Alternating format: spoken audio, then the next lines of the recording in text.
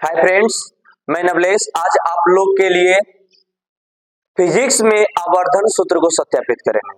आवर्धन सूत्र दोनों में सत्यापित होती है, उत्तल दर्पण और अवतल दर्पण। लेकिन एग्जाम में ये नहीं पूछा जाता है कि उत्तल दर्पण या अवतल दर्पण में सत्यापित करें, लेकिन ये फिक्स है कि आता है क्वेश्चन की आवर्धन सूत्र को सत्यापित करें। आवर्धन क्या है वो मैंने बता दिया कि प्रतिबिंब की ऊंचाई और वस्तु की ऊंचाई के अनुपात को आवर्धन कहते हैं।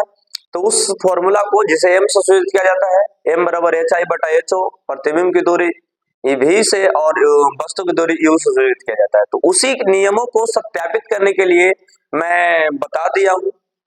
उसके बाद मैं क्या कर करके समझा देता हूं कि सबसे पहले क्या करना है कि एक अवतल दर्पण पाना है जिसको mm डैश मान लेना है। ठीक है, क्वेश्चन भी लिख दिया, आवर्धन सूत्र को सत्यापित करें अर्थात m बराबर HI बटा HO।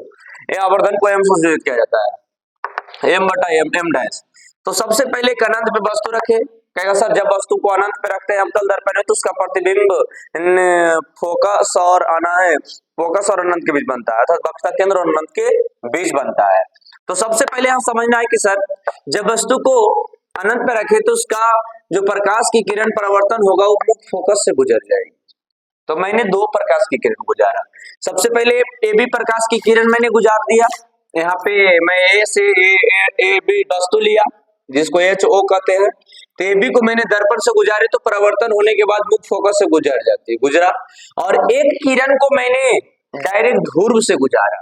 तो ध्रुव से गुजारा तो देखिए जिस स्थान पे कट रहा है, जिस स्थान पे प्रतिबिंब की किरण कट रहा है उस स्थान पे जो बनने वाली आकृति हो उसी को प्रतिबिंब कहते हैं। तो मैंने ये HI को दर्शा दिया और जी फोकस होता है ये भी होता है, सभी दूरी ध्रुव से मापी जाती है। तो वही मैंने लिखा, माना कि mm डैश एक अवतल दर्पण है जिसमें AB वस्तु और A डैश B डैश प्रतिबिंब की ऊंचाई है। AB वस्तु की ऊंचाई और A डैश B डैश वस्तु की प्रतिबिंब की ऊंचाई। तो प्रमाण मैंने चालू करते हैं। त्रिभुज ABP, अब देखते हैं ABP का, ABP यहाँ देखो, यहाँ P है, AB और P। तो इसको मैंने पेंट कर देता हूं ताकि बच्चा सीधे समझ जाता है कि सर त्रिभुज ये है, अर्थात बिंदु रहते हैं तो सीधे समझता है कि सर ये बिंदु वाला ABP त्रिभुज है। और ABP जब समरूप होती है तो उसकी आकृति सेम होता है और भुजा समानुपाती होता है, अर्थात कहेगा अनुपातिक एक भागों में विभाजित हो जाती है, लेकिन वो वर्ग व्युत्क्रमानुपाती में स्क्वायर होता है। तो मैं इस पॉइंट वाले को क्या कर दिया, पेंट कर दिया। ये हो गया ABP। आप लोगों को दिख भी रहा होगा कि ABP को मैंने क्या कर दिया, पेंट कर दिया।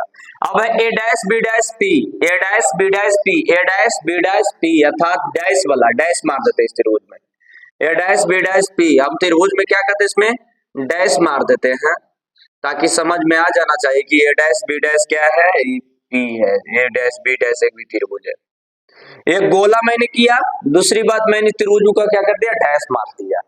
दोनों त्रिभुज समरूप है। जब समरूप होती है तो प्रतिबिंब की ऊंचाई और वस्तु की ऊंचाई एक अनुपात में होगा।